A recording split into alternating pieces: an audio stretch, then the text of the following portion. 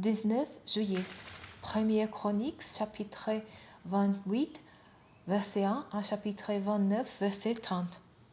David rassembla à Jérusalem tous les chefs d'Israël, les chefs des tribus, les chefs des divisions au service du roi, les commandants des milliers et des centaines, les administrateurs des biens et du cheptel du roi et de ses îles, les autres fonctionnaires du palais royal, les guerriers et tous les hommes de valeur. Le roi David se mit debout et leur fit ses discours. Mes frères et mon peuple, écoutez-moi, je vais cœur de bâtir un temple pour faire reposer les coffres de l'alliance de l'Éternel et les marchepieds de notre Dieu. J'ai fait des préparatifs en vue de la construction. Mais Dieu me dit, ce n'est pas toi qui bâtiras un temple en mon honneur, car tu es un homme de guerre et tu es fait couler le sang. L'Éternel, le Dieu d'Israël, m'a choisi dans ma famille pour être roi d'Israël et pour inaugurer une dynastie éternelle.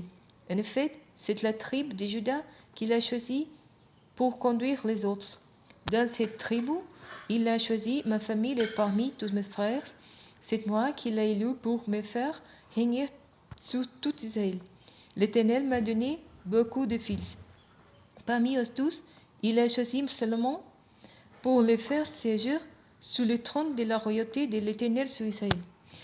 Puis il m'a déclaré, c'est ton fils Salomon qui bâtira mon temple et mes parvis, car je l'ai choisi pour qu'il soit mon fils et je serai moi-même un père pour lui.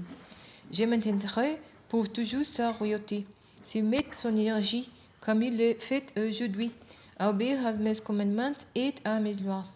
Maintenant, en présence de tout Israël, de l'Assemblée d'Israël, et en présence de notre Dieu, que vous entende, je vous conjure d'obéir à tous les commandements de l'Éternel votre Dieu, et de chercher à les connaître.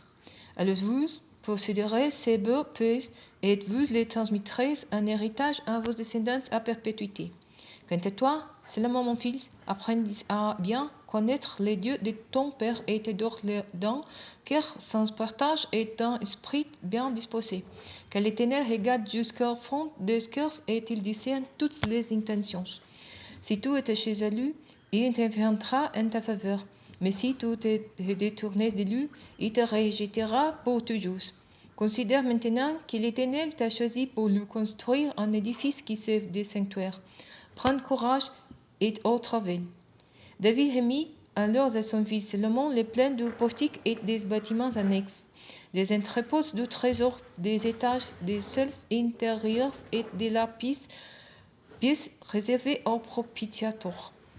Il lui donna aussi des plans de tout ce qu'il avait prévu de construire, des parvis du temple de l'Éternel et de toutes les salles autour, dans lesquelles seront entreposés les trésors du temple et les réserves des objets sacrés. Le roi lui confia également la liste des classes des prêtres et des lévites, ainsi que les instructions au sujet de toutes les tâches faisant partie du service du temple de l'Éternel et de tous les objets destinés au service de ce temple. Il lui indiqua les poids de l'or à employer pour tous les objets qui devaient être pour chaque service. Il fit de même pour l'argent de tous les ustensiles d'argent destinés à chaque service. Il précisa les poids des chandeliers d'or et de leurs lampes d'or pour chacun d'entre eux. Il fit de même pour les chandeliers d'argent et leurs lampes suivant l'usage auquel chacun d'eux était destiné. Il lui indiqua les poids de l'or pour chacun des tables d'espace exposées devant l'Éternel et les poids de l'argent pour les tables d'argent. Il lui donna les modèles des fourchettes, des bassins et des carafes d'or pur, ainsi que des coupes en or, en indiquant les poids d'or de chaque coupe, et de même pour les coupes d'argent.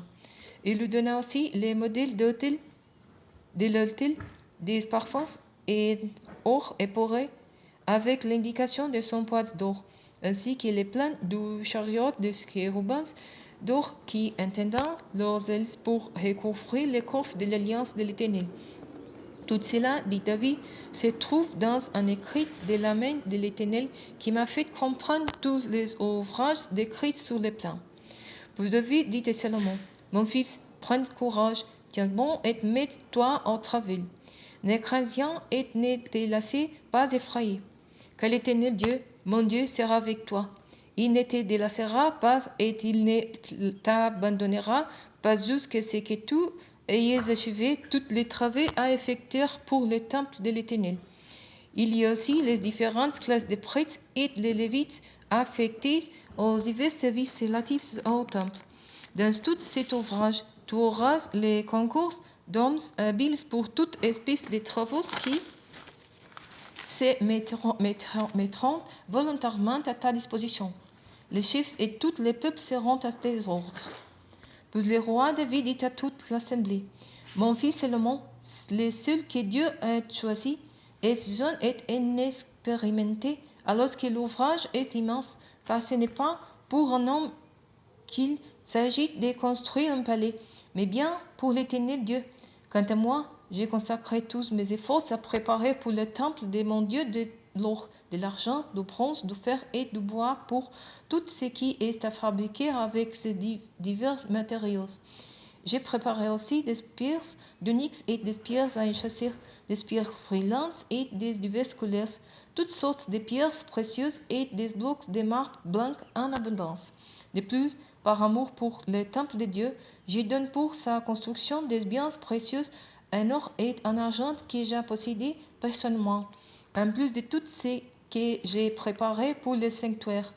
Il y a dans mes réserves 50 tonnes d'or pour d'offrir et 250 tonnes d'argent affiné pour recouvrir les parois des bâtiments.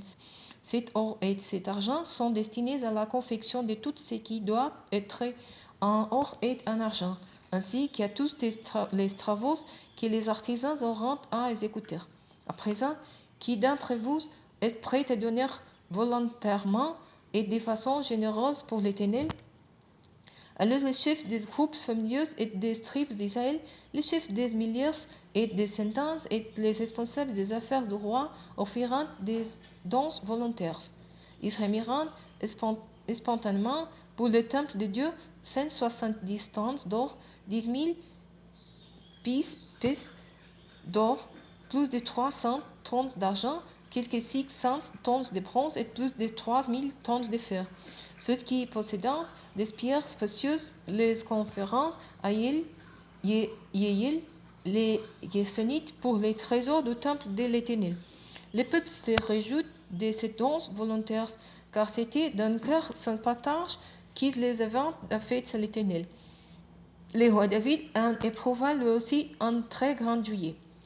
David bénit l'Éternel devant toute l'assemblée en disant, béni sois-tu à tout jamais, ô Éternel, Dieu de notre ancêtre Israël.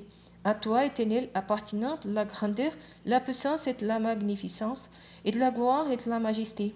Car tout ce qui est dans les cieux et sur la terre est à toi, Éternel. C'est à toi qui appartient le règne, tu es le souverain en dessous de tout être. Et c'est de toi qui est venant la richesse et la gloire. Tu domines sur tout et dans ta main réside la force et la puissance. Tu détiens le pouvoir de lever à qui tu veux et de les rendre fortes. C'est pourquoi, notre Dieu, nous te louons, nous célébrons ta gloire. Ça, car qui donc sujet et qui donc est mon peuple pour avoir les moyens de t'offrir de tes dons? Tout cela vient de toi et c'est de ta main même que nous avons reçu ce que nous te donnons. Nous sommes devant toi comme des étrangers, des autres, tout comme nos ancêtres. Notre vie sur la terre est aussi éphémère qu'une ombre passagère qui passe sans espoir. Éternel notre Dieu, c'est de ta main que vient toute cette fortune que nous venons de réunir pour les bâtir un temple qui portera ton nom, toi qui es sainte. Tout cela t'appartient.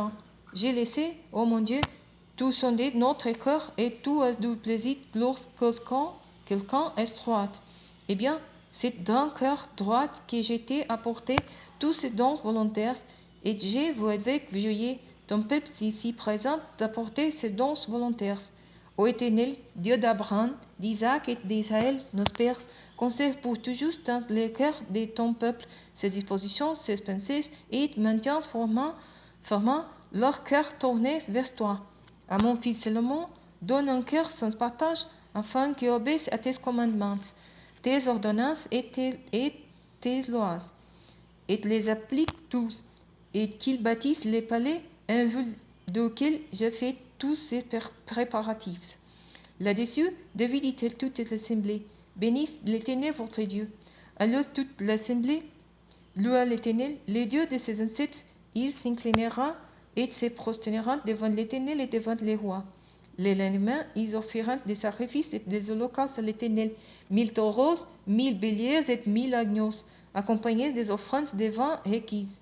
Et ils offrirent un grand nombre de sacrifices pour tout Israël. Ils mangeront et boiront ces jours devant l'Éternel dans de grandes réjouissances. Pour la seconde fois, ils proclameront roi Salomon, fils de David, et lui conféreront l'onction au nom de l'Éternel pour être leur chef. Ils établiront aussi par l'onction Sadoc comme prêtre. Salomon prit place sur le trône de l'Éternel pour régner à la place de son père David. Il occupa avec succès et tout Israël lui obéit. Tous les chefs et les soldats et même tous les fils du roi David se soumirent à lui. L'Éternel éleva au plus haute point le prestige de Salomon aux yeux de tout Israël, et il rendit son règne plus éclatant que celui de tous ses prédécesseurs comme roi sur Israël. David, fils d'Isaïe, avait régné sur tout Israël. Il avait régné 40 ans sur Israël, 7 ans à Hébron et 33 ans à Jérusalem. Et il mourut au terme d'une heureuse vieillesse, rassasié de joie, de richesses et de gloire. Son fils Salomon lui succéda sur le trône. Les faits et gestes du roi David, des premiers aux derniers, sont cités dans les annales du prophète Samuel, dans les annales du prophète Nathan et dans les annales du prophète Gad, où il raconte tout son règne, sa puissance et tout ce qui lui est arrivé, ainsi qu'à Israël et à tous les royaumes de la région.